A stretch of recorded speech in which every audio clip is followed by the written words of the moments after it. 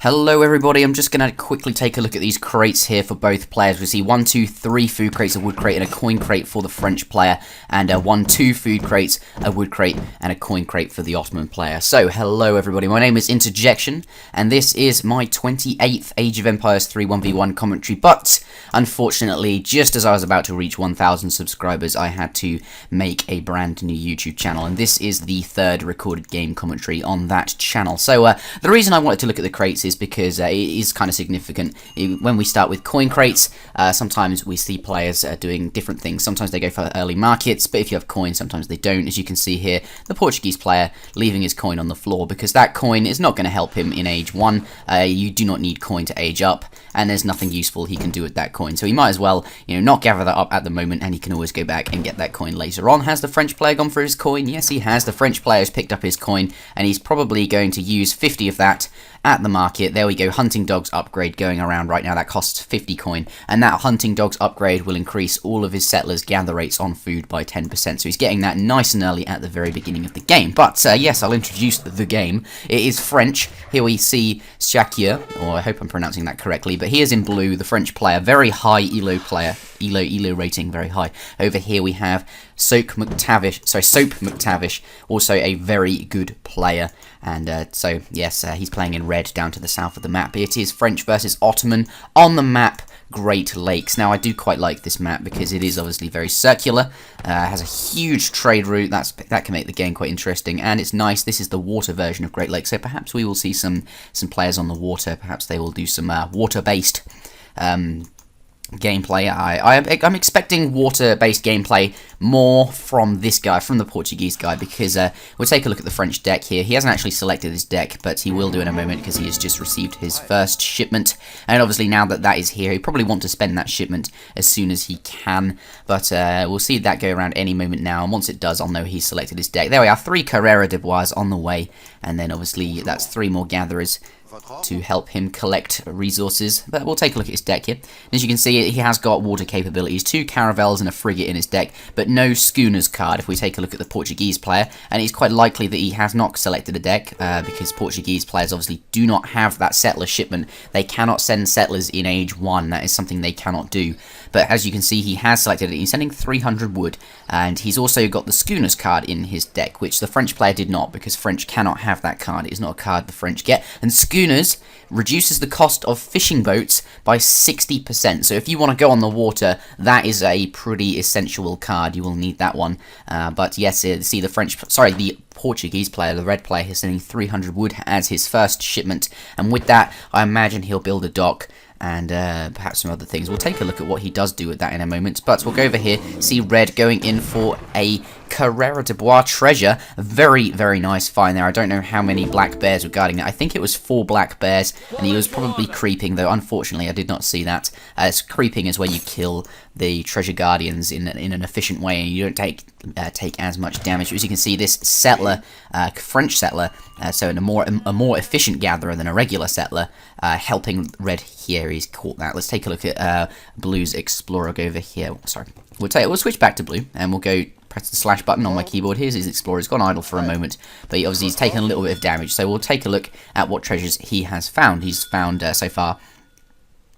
He has found 50 wood, 30 XP, 90 food. 90 food's a nice one there, and 40 food. So, stacking the food treasures here, not bad at all. That's gonna obviously we can see he's got the age up in Q already. About like almost a quarter way around. We'll take a look at Soap McTavish, still in the discovery age, about to age up any moment now. He's got all 800 food. There it is. So those food treasures helping that French player get up a little bit faster. And this is considering that this French player, he also had to build this market and get his hunting dogs, and obviously you have to collect a little bit of extra wood for the hunting dogs, and obviously a little bit of extra wood for your house as well. So that slows him down. Those food treasures helping him get up a little bit faster. So well, now he is in transition to the colonial age. He has put a few settlers on wood, and some on food as well, and we'll see what he's going to do with that. I imagine he'll build. A lot of French players like to build a stable and a barracks, but we'll see exactly what he does when he gets to the colonial age. He's aging up with the quartermaster politician, and that politician will grant him 4 crates of 100 wood, so he'll have 400 wood available to him upon aging up as well. We'll take a look at Soap McTavish. He is aging up with the Philosopher's Prince politician, who will grant him 500 food upon aging up, and that food is obviously going to help him make some units. Obviously, the Portuguese bonus. Okay, I'll just explain. This might seem quite basic to some of my Age of Empires 3 viewers, but for people who perhaps do not play Age of Empires 3, I'm going to talk about civilization bonuses here. In the Portuguese, upon aging up, he will receive a covered wagon. What is a covered wagon? Well, that's a town centre wagon. It's a wagon that you can place anywhere on the map, and it will turn into a town centre from which he can train villagers, garrison villages, send shipments to, and that's a nice bonus to have. That's the Portuguese bonus. They get an extra town centre, and it kind of explains why they cannot send settlers from their home city. We'll take a look at the French player. Now, the French bonus, he's just aged up. There's his 400 wood. First shipment coming around now, sending 700 wood from his home city. We'll see what he does with that. I imagine he will get 2 military buildings, a whole bunch of houses, perhaps some trading posts. Obviously, over here he's built a trading post. I did explain this in my previous commentary, but we'll go over it again very, very briefly. XP, the trading post will grant him 244 XP every time this traveller's man walks past. Obviously, he has to walk around the entire map to get here, but once that happens, this green bar will jump up a whole load, and that's because it's this is the amount of XP he has, and once that goes up to the full, he'll receive another shipment, and that XP obviously coming in from the trading post will help him get shipments sooner. So we'll take a look at Soap McTavish. 700 coin on the way. He's got 300 coin in his inventory. This suggests a fast fortress strategy. This explains the food. Obviously, Portuguese can also get 400 wood, which is arguably a better age up choice. 400 wood being the more efficient one to get there, but the 500 food gonna help him get to the fortress age super quick. And today we'll be seeing a fast fortress from the Portuguese player. That 300 wood he shipped first. As you can see, he's built a trading post with it. Not a dock at all. He does have schooners in his deck though, but that's perhaps to allow water capabilities later on in the game. Instead of going on the water, he's focusing more so on the Fortress Age military. And once we'll see that, we'll see him aging up any moment. We'll see what which age up bonus he chooses here. He's chosen the Marksman. I know he's deleted it. Well, wait a moment. The Admiral of the Ocean Sea. So he'll receive 400 wood and a caravel, and a caravel is a boat. It's a pretty standard boat. Does damage, can fish, etc. We'll go back to the French player here, sending 4 gatherers, getting the trade route upgrade. As we can see, he's built 1, 2, and he's off on to build a 3rd trading post. And obviously, once he gets the stagecoach upgrade, whereas the traveller's man, this man here, he'll turn into a stagecoach, which moves much quicker. So obviously, a horse-drawn cart. And then when it goes past these trading posts, it goes much quicker. And it also allows him, instead of XP, he can choose between food, wood, and coin as well. So yes, he is. What was his shipment just now? 700 wood, 4 Carreras, that makes sense. So, perhaps he's going to see a more colonial-based agenda here. He has got 8 musketeers on the field. I haven't seen if they were able to do any damage. Red putting up lots of walls over here. Now, what are these wall segments? If we switch back to Soap McTavish, turn the Fog of War on. As you can see, these walls provide a little bit of line of sight, and he can see Blue marching towards his base. If Blue were to come this direction, he's also putting up wall segments on this side, so it gives him a nice amount of line of sight. He knows exactly where his opponent's units will be and whether it is time. Let's say he's collecting from these hunts here, then obviously if he sees Blue's units on the way, he can get them out of the way. So when Blue reaches, he's sending 700 wood now. I imagine we'll probably see maybe another trading post, especially once he gets... he sees the stagecoach has been upgraded, so likely he will build another trading post with some of the wood. But he will also need lots of houses, and obviously he will want a military building, because as soon as he reaches the Fortress Age, he's going to be wanting to make the most of that and training some of the more powerful Fortress Age units. And obviously he'll want to send a lot of home city shipments. As you can see, his deck, you only get 20 cards, and he's chosen most of them to be in the Fortress Age. So I imagine we'll see a lot of Fortress Age cards, lots of military units, and then he'll start to be very aggressive with a more powerful army. But so whilst he's being rushing to the Fortress Age, We see the French player being very boomy. He also is about to reach the fortress to get fortress in queue. He's aging up with the exiled prince, which will take him to the fortress age super quick. He will not receive a bonus upon aging up. Obviously, when the Portuguese player, when red hits the fortress age, he'll receive a caravel and 400 wood. But since blue is choosing the exiled prince, he will not receive anything. But blue, obviously, this is a semi-fast fortress where he's trained 10 musketeers, as you can see, all 10 there. And with those, it's, you know, you can either be a little bit aggressive, perhaps you can kill a few settlers. It helps you defend, I guess.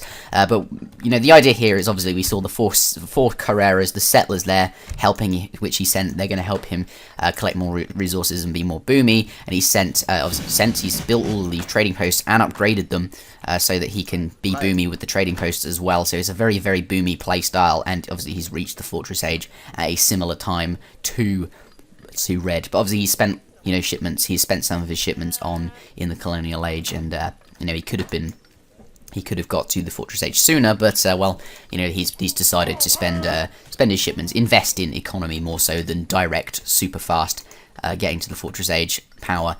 You see here, we see the third town centre popping up on the coast there to defend the fish. Obviously, we take a look at the anti-ship damage. These have 100 anti-ship damage. Absolutely crazy, these town centres. And obviously, since every time you age up as the Portuguese, you get a free town centre, these things definitely going to help secure the water. He's got his caravel there, that 400 wood as well. He's just shipped a frigate, a very powerful boat there. Look at that thing. Let's turn Fog of War off so we can see the map.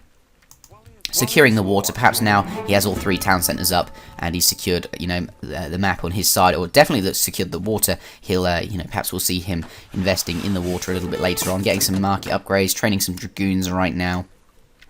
We'll switch back to Shakir. Obviously, he was just sending his 2 falcon nets. This frigate doing a little bit of offshore damage on the stable. These cannons setting up. These have crazy anti-ship damage. They do, you know, 100 bombard damage. I think like ×4 versus ships. I can't verify that because this box with the player name is in the way. But these, oh, look at that, crazy. That's the amount of damage it did in a single shot. He'll use his special attack on the caravel. These boats have a special attack, which obviously it has to recharge, and that killed off one of the falconets pretty instantly. But now he'll probably shoot this falconet until the boat is low hit points, and then he'll retreat the boat, take the boat back to his dock, and then obviously the frigate can be repaired at the dock. But he's dispatched both of Blue's cannons, giving him a nice, you know, lots of musketeers here, lots of anti-cavalry, and, you know, a unit that on its own isn't so great against, especially against a Portuguese fortress, because, you know, the Portuguese will be. Let's switch back to Soap McTavish here. We see just dragoons at the moment, but I will be expecting what are they called, caçadores at some point, which are very good anti-infantry. And obviously musketeers on their own, not so great now. Also, we'll turn the Fog of War off. He's just scouted these coming past.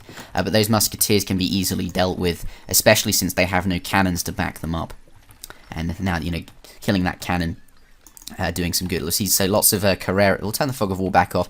This boat, as you can see, very low hit points, but slowly being repaired at the dock.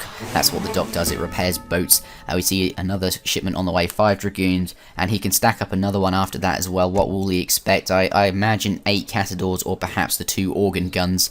In my opinion, they're both good anti-infantry. He needs some anti-infantry units here. Plenty of dragoons here. But dragoons aren't going to do particularly well against these veteran musketeers. Blue just got his veteran upgrade. We'll take a look at Blue.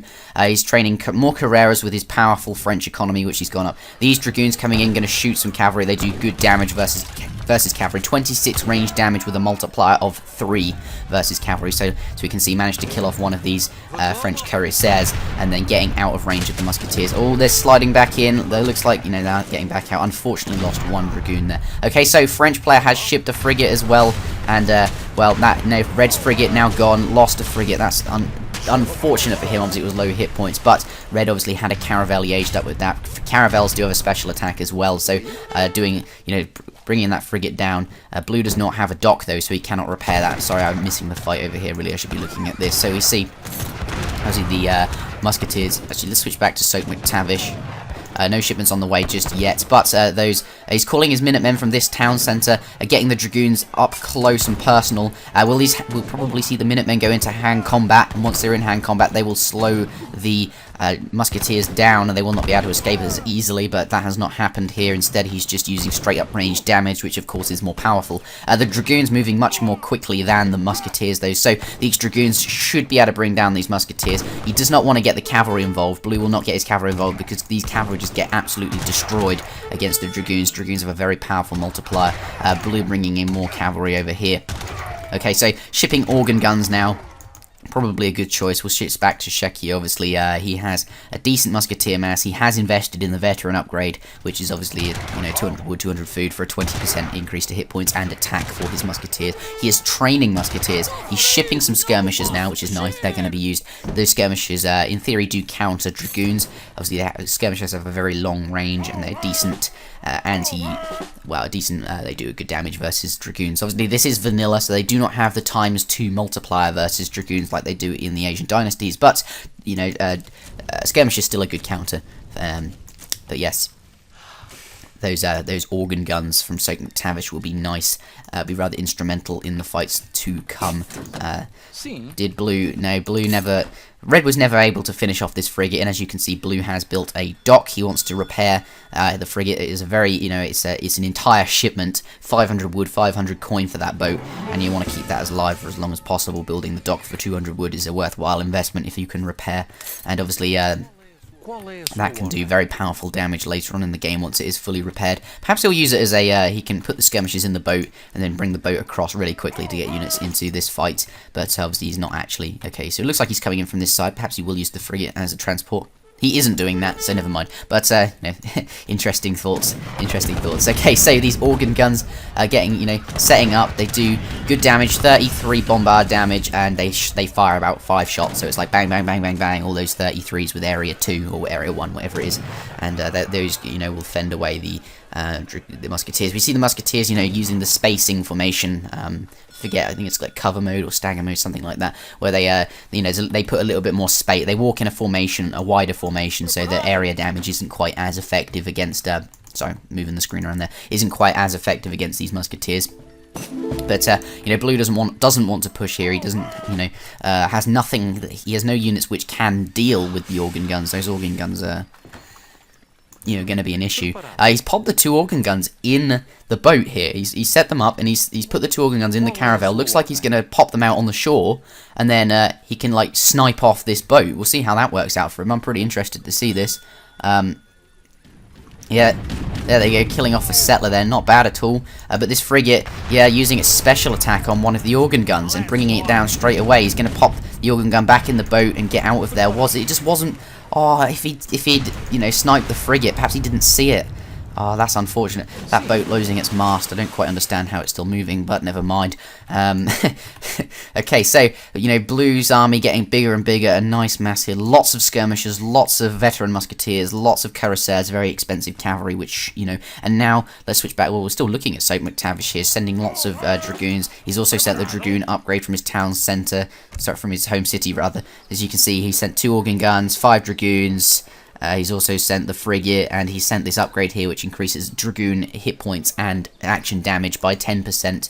Okay, so building some outposts on this island here, that will help secure the water, because of course outposts have very high anti-ship damage. Perhaps he isn't thinking of investing in the water later on in the game.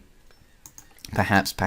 We'll switch back to Shakir. I haven't looked at him in a very long time, really, so, silly of me, I should be checking what he is doing. And as we can see, 12 pikemen on the way. 12 Swiss pikemen from his home city. Swiss pikemen are a mercenary unit. They cost 1 shipment for 12 of them, and you have to pay 1,000 coin. So when you send that shipment, you lose 1,000 coin, but you get 12 of those, and they're very, very, very powerful. If they get into hand combat with these dragoons, they will make short work of them. But this dragoon mass, dragoons are very, very nice to mass in vanilla, because obviously skirmishers do not have that ×2 multiplier versus dragoons, meaning that dragoons do not have any real hard counter, so they are a good unit to make. Obviously, it's not particularly cost effective to use them versus musketeers or skirmishers, but it's still, there's no hard counter, so it is not too bad here. This frigate coming in, a little bit of offshore damage to the town centre, focusing it down. Perhaps he's trying to bring down, he's shooting off things on the coast. Where's his units? These are coming in over here, killing some settlers. The frigate going down there. I'm not sure if that was really a great use of the frigate, but who am I to criticise? I'm still looking at Shakur. So before we see any conflict, let's get going. Let's take a look at the home city shipments. In the Fortress Age, he sent the 2 falconets, he sent 8 skirmishers, he sent a frigate, and we haven't seen anything else, as well as, well, you know, he sent 12 Swiss pikemen. He's getting the industrial age in queue. That's unusual. The tycoon, so he's going to age up with 1,000 coin. We'll see what he does with that upon aging up. Perhaps he'll get the guard skirmisher upgrade and the guard musketeer upgrade, which will grant obviously a 30% bonus to hit points and attack. That's what the guard upgrade does. But this is a very large army here. Lots of Carreras in the back dealing damage. It looks like, when we take a look at the score, it's 247 to blue, 200 to red. So blue leading the game by 47 score points. Really, I should have, you know, done a little bit more analysis into the economies of these two players here. We see 1,000 wood now on the way from blue. That definitely indicates he will be going for a guard upgrade, because guard upgrades are a very hefty cost on the wood. They cost 600 wood each, unless it's a Royal Guard upgrade, in which case costs an entire 1,000 wood. But these Dragoons making short work of the Cuirassiers, focusing them down, but now they're getting out of there. They do not want to fight against blue skirmishers or musketeers. But, you know, red doesn't want to get involved just yet. Perhaps, what is he waiting on? Soak McTavish, what, 5 Mamelukes? Okay, this is where shit gets real. These things are crazy. These things do you know, I've talked about them in both my previous commentaries on this channel and in lots of commentaries on my old channel. 1,500 hit points, 35 hand attack. I wish I'd, you know, keep switching between these two players, see things more often, but these things are going to get involved super quick. The Swiss pikemen, though, red has Swiss pikemen, so the Mamelukes can't do too much damage, but they are soaking up a lot of damage. And now these Dragoons, the Swiss, I imagine red is using his Dragoons to focus down the Swiss pikemen, get rid of the Swiss pikemen so that these Mamelukes can come in and do some damage. Obviously, they do not want to take damage from the Swiss pikemen. Unfortunately, they are taking damage. 22 times 5, going to lose a lot of hit points on these crazy beast units. But how is the fight going? Looks like red is going to win this one if things go well for him. Has he... what's on the way for Shakur? He's got 10 more skirmishers on the way. 10 at this barracks. Sorry, 5 at that barracks, 5 at this barracks, 5 more Dragoons. They'll join the fight soon. Obviously, blue still leading the game, 200 score points. Red on 186 score points. So, you know, like a 15-point lead for blue. We'll see what the score looks like after this fight. But whilst, you know, this fight here, red's clearly won that. Neutralized the Swiss pikemen and neutralized the Mamelukes. Both players' mercenary shipments are basically gone. This one remaining Mameluke, 263 HP. Wow, crazy stuff there. So, Dragoon mass, very formidable if you have a big one. A big Dragoon, very formidable if you have a big one. Oh yes, but yes, large Dragoon mass, a nice unit to make there. Factory on the way for blue. Obviously, he is in the industrial age now, and he has 4 trading posts upgraded with the stagecoach. Red only has 2. He has red has a 37 settler economy. Let's bring up the calculator. Fucking hate Windows 8. This shit is stupid. Here's the calculator. The recorded game is paused for some reason. What was I doing? Where's the calculator gone? Fuck's sake. Right, it was 37 times 1.25 is equal to 46 settlers. 46 settler equivalent, because French gatherers, of course, are more efficient than regular settlers. So I said 46 for blue, and we see 38 for red. So blue's economy is rolling ahead, and he is shipping a factory, and his score at the moment is higher. Red, you know, cannot keep up economically, and he is not in the industrial age. We're going to see. We'll switch back to... Oh, we're still looking at Shakur. So will we see... have we seen a guard upgrade already? Perhaps I missed it. Where are red's units? Sorry, blue's units. Veteran skirmisher, veteran musketeer. So no guard upgrade just yet. He does have... How many town centers does he have? 1. Just the 1 town center there. That factory going up. All of his trading posts on wood, I imagine we will see. I don't know what he spent his 1,000 wood on. I'm kind of curious now. But... wow, really, I should pay more attention. Well, but there's, you know, a battle raging on here. But we'll take a look at Soap McTavish. What can you do? 1,000 coin on the way. Perhaps he's thinking about aging up as well. Perhaps he'll just use the coin to mass units. Other mercenary shipments does not have any. He's got a fort wagon here, which he has shipped from his home city. What else? Sorry, I'll look at the fight. Looks like that. Looks like blue's going to win that one. He's got dragoons of his own now. He's got musketeers and skirmishers in there, and of course skirmishers and musketeers do kind of counter dragoons. Obviously, Dragoon mass can be very powerful at the same time, though. That frigate, a monitor now, that's where he spent his wood then, of course. It costs 800 wood and 200 coin, and these things are crazy on a map like this. This is very interesting. These have a huge air bombard damage. Unfortunately, wow, perhaps he's not paying attention. You can get that out of range, and the special attack on a monitor will pretty much just, you know, instantly one-shot one of these outposts. Fort going up, looks like that's going to go down, though. It's not going to get up here. Red bringing in his dragoons to try and, you know, obviously Blue won't want to focus the fort down if he can kill the units there. He doesn't want to take damage from Red's units whilst he's focusing a fort. That's why he's not focusing it down. Does have a few units on the fort, though, but Red going to lose all of his dragoons here. Only got 3 more in queue. Doesn't look like we're going to see much more. 52 gatherers here. 41 times 1.25 would clearly be larger, so, you know, and Red having to gather from mills and plantations, which is, you know, not so good. Whereas if we take a look at, sorry, this is the fight here. I know Red's going to win, so I'm not particularly interested in it at the moment. If we take a look at Red, though, on Shakir over here, sending his second factory, where are Blue's gatherers? Okay, we see more gatherers coming down, possibly for this coin mine or this hunt. See a second town centre going up on hunt over here. As you see, Blue has access to the resources, the natural resources, which of course gather more quickly than these mills and these plantations. These things are very, very costly in the wood department, and your gatherers collect more slowly from them. So it's just effectively you're investing resources in a slower gathering resource.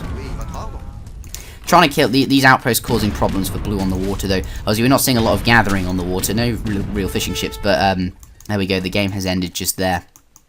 See, Red does not have the economy to keep going. Blue's score is just climbing ahead, and at this point in time, Blue has just destroyed all of Red's military units and is outmassing him. Red knows he cannot continue. Thank you very much for watching, everybody. You've been listening to Interjection, and this is my 28th Age of Empires 3 1v1 commentary, but my third one on this channel. And remember to subscribe to this channel if you were subscribed to the old channel, or if you would like to watch more of my videos. Thank you very much.